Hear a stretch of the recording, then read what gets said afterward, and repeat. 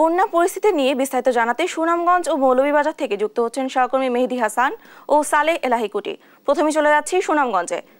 মেহেদী, নতুন করে কোনো এলাকা প্লাবিত হয়েছে কিনা, আশ্রয়কেন্দ্রে মানুষের ভোগান্তির কি অবস্থা দেখছেন, বিস্তারিত আমাদেরকে জানাবেন।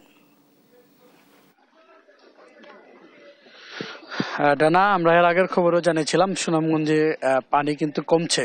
গত 24 ঘন্টায় তেমন কোনো বৃষ্টিপাত হয়নি।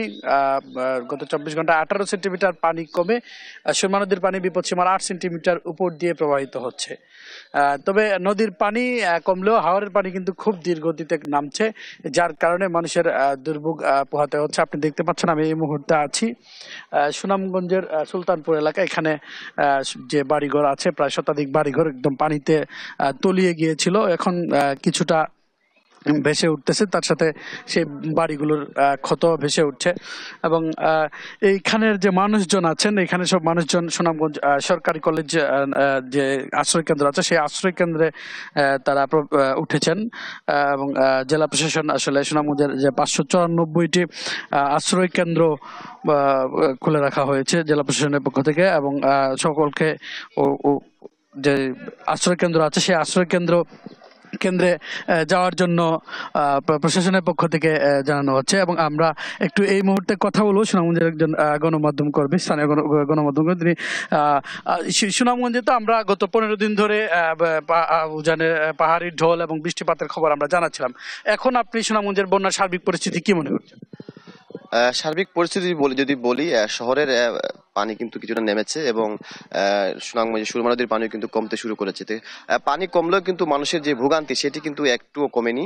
কারণ হচ্ছে সুনামগঞ্জে হাওর অঞ্চলের যে প্রায় 10টি উপজেলা, সেই 10টি উপজেলার 10 লাখেরও বেশি মানুষ কিন্তু এখনো পানিবন্দী আছে। এবং এই হাওর এলাকার পানি যেহেতু এখনো কানায় কানায় ভরপুর, এখন সেই পানিগুলো আসলে নামতে আরো 7 থেকে 10 দিন সময় লাগবে। যার ফলে মানুষের কিন্তু যাদের বাড়িঘরে পানি আছে তারা আসলে আগামী 1 সপ্তাহের মধ্যে যারা আশ্রয় কেন্দ্রে আশ্রয় নিয়েছিলেন তারা আসলে বাড়ি ফেরার কোনো সুযোগ নেই। এবং এই যার কারণে কিন্তু ইতিমধ্যে কিন্তু সবগুলো শিক্ষা প্রতিষ্ঠান এবং আশ্রয় কেন্দ্র যেগুলো আছে সবগুলো কিন্তু যারা আশ্রয় নিয়েছিলেন তারা কিন্তু আসলে চরম ভোগান্তিতে আছেন।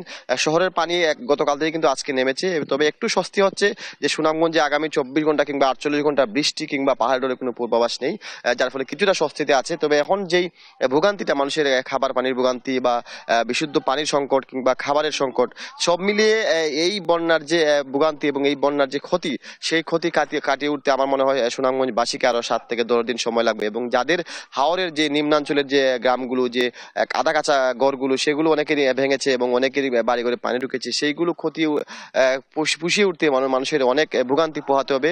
সব মিলিয়ে সুনামগঞ্জবাসী এই বন্যা মোকাবেলায় কিছুটা স্বস্তি খবর পেলেও কিন্তু ভোগান্তি আরো প্রায় সপ্তাহ থেকে 10 দিন সময় লাগবে। এবং যদি বৃষ্টিপাত না হয় এবং যদি চেরাপুঞ্জিতে বৃষ্টি না হয়, আবহাওয়া ভালো থাকে, সেই ক্ষেত্রে বন্যার কোনো সম্ভাবনা আগামী 1 সপ্তাহের মধ্যে নাই। তবে মানুষের বন্যায় যে ক্ষতিগ্রস্ত হয়েছে সেই ক্ষতিগ্রস্ত পুষিয়ে উঠতে অনেক সময় লাগবে, কারণ গেল 22 সালেও কিন্তু মানুষের বন্যায় পুরো জেলা শহরে কিন্তু ক্ষতি হতে হয়েছিল। আবারও সেই বন্যায় মানুষের আসলে বারবার একই ক্ষতি আসলে মানুষের আসলে পুষিয়ে ওটা অনেক কঠিন। তো আমরা মনে করি যদি এই বন্যার আসলে আর পানি না বাড়ে, হয়তো যেই ক্ষতিটা হয়েছে মানুষের সেইটি আসলে কাটিয়ে ওঠার যে লড়াই সেটি আসলে মূলত এখন শুরু হবে। এবং মানুষজনের আসলে পানি কমলে সেই স্বস্তিটা আমরা আসলে আগামী 1 সপ্তাহ পর সুনামগঞ্জবাসীর জন্য আসলে কিছুটা স্বস্তি ফিরতে পারে। তবে এখন পর্যন্ত মানুষের ভোগান্তি কমেনি কয়েক লাখ মানুষের। আমরা মনে করি যদি বৃষ্টিপাত কম হয় তাহলে মানুষের সেই স্বস্তিটা আসলে ফিরে আসবে আবারও। ধন্যবাদ আপনাকে। ডানা, আপনি শুনছিলেন যে সুনামগঞ্জে আরো 1 সপ্তাহ সময় লাগবে এই পানি নামতে, এবং এই 1 সপ্তাহ আসলে সুনামগঞ্জের মানুষকে ভোগান্তি পোহাতে হবে, যার ফলে মানুষের আসলে এখন সবচেয়ে বড় সংকট হচ্ছে শুকনো খাবার এবং সুপেয় পানির সংকট। এই পানির সংকট আসলে মানুষকে ভোগাচ্ছে। তবে জেলা প্রশাসন বলছে তারা সকল উপজেলায় সুপেয় পানি এবং আপনার শুকনো খাবার পৌঁছে দেওয়ার ব্যবস্থা করা হচ্ছে। এই ছিল আমার কাছে সুনামগঞ্জ থেকে সর্বশেষ বন্যার সর্বশেষ তথ্য। আমরা এবারে চলে যাব মৌলভীবাজারে। সেখানে আছেন আমাদের সহকর্মী সালেহ এলাহি কুটি। মৌলভীবাজারের বন্যার সর্বশেষ পরিস্থিতি কি? ধন্যবাদ। আপনি যেমনটি বলছিলেন যে মৌলভীবাজারের বন্যা পরিস্থিতি সকাল থেকে আপনাকে যারা জানাচ্ছিলাম যে মৌলভীবাজারের বন্যার সার্বিক পরিস্থিতি অনেকটা উন্নতির দিকে। আপনি জানেন যে ঈদের দিন থেকেই যে মুষলধারে বৃষ্টি এবং উজানের ঢল নেমে আসায় মৌলভীবাজারের যে প্রধান নদী মনু এবং ধলাই, সেটা বিপদসীমার উপর দিয়ে প্রবাহিত হওয়ার ফলে মৌলভীবাজারের বিস্তীর্ণ এলাকা প্লাবিত হয়।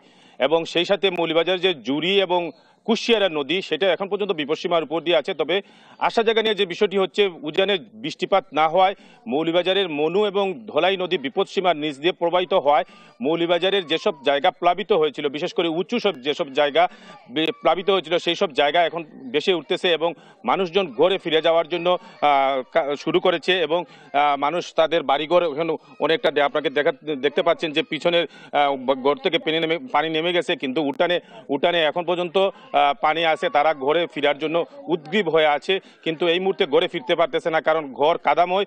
এই অবস্থায় তাদের সাথে কথা বলেছিলাম, তারা বলেছে যে এই ঘরে ফিরতে আরো অনেকদিন সময় লাগবে। ইতিমধ্যেই জেলা প্রশাসক জানিয়েছেন যে ত্রাণ তৎপরতা বাড়ানো হয়েছে এবং মানুষের যাতে দুর্ভোগ না বাড়ে তার জন্য জেলা প্রশাসন সচেষ্ট আছে। আমি এখন কথা বলবো এই বানবাসী একজন মানুষের সাথে, যিনি দীর্ঘদিন আশ্রয় কেন্দ্রে ছিলেন এবং ঘরে যাওয়ার জন্য তিনি তার প্রতিক্রিয়াটা জানাচ্ছেন। আমরা ঘরে যাইতে পারি না, আজকে এক সপ্তাহ ধরে ভাঙ্গা গেছে গা ঘর দুয়ার, বাচ্চা কাচ্চা নিয়ে রাস্তার উপরে আছি। তারপরে এখন যাওয়ার সম্ভাবনা নাই, আরো 5-6 দিন লাগবো। ফেকে কাদায় অর্ধেক ঘর দুয়ার ভাঙ্গা নদী নিয়ে গেছে। এখন কিভাবে আবার গড়বো? এখন আমাদের অবস্থা বড় খারাপ, আমরা এখন কি করব? আপনি কি আপনার ঘরে গেছিলেন? ঘরের কি অবস্থা দেখলেন? ঘরে এখন ফেকে কাদায় কোমর সমান, এখন যাওয়ার সম্ভাবনা। আমরা উড়া বাইন্দা রাস্তার রূপে আছি, যাওয়ার সম্ভাবনা 5-6 দিন লাগবো ফেক কাদা শুকাইতে। এখন আর সম্ভাবনা যাইতে ঘরে, আমরা এখন বাচ্চা কাচ্চা নিয়ে রাস্তাতে আছি। সব ঘর দর আধাহান ভাঙ্গা গাঙ্গে নিয়ে গেছে। আপনি যেমনটি শুনছিলেন যে মৌলভীবাজারের এই হচ্ছে বন্যার পরিস্থিতি। তবে এখন পর্যন্ত মৌলভীবাজারের 47টি ইউনিয়নের 474টি গ্রাম প্লাবিত আছে এবং মৌলভীবাজার পৌরসভার 6 নম্বর ওয়ার্ড এবং 1 নম্বর ওয়ার্ডের এখনো মানুষ পানিবন্দী হয়ে আছে এবং উঁচু বাড়িঘর যেগুলো আছে সেগুলো থেকে পানি নেমে গেল, নিম্ন অঞ্চলের থেকে এখনো পানি নামে নাই এবং যে হাওর অঞ্চলের যে বিষয়টা সেটার থেকে পানি বৃদ্ধি পাচ্ছে। আর আপনাকে একটা বিষয় জানাতে চাই যে মৌলভীবাজার শমশননগর রোডের যে পানি নিমজ্জিত হয়েছিল সেখান থেকে অনেকটাই পানি কমে গেছে। এই অবস্থায় মৌলভীবাজারে বলা যায় যে সার্বিক বন্যা পরিস্থিতি উন্নতির দিকে।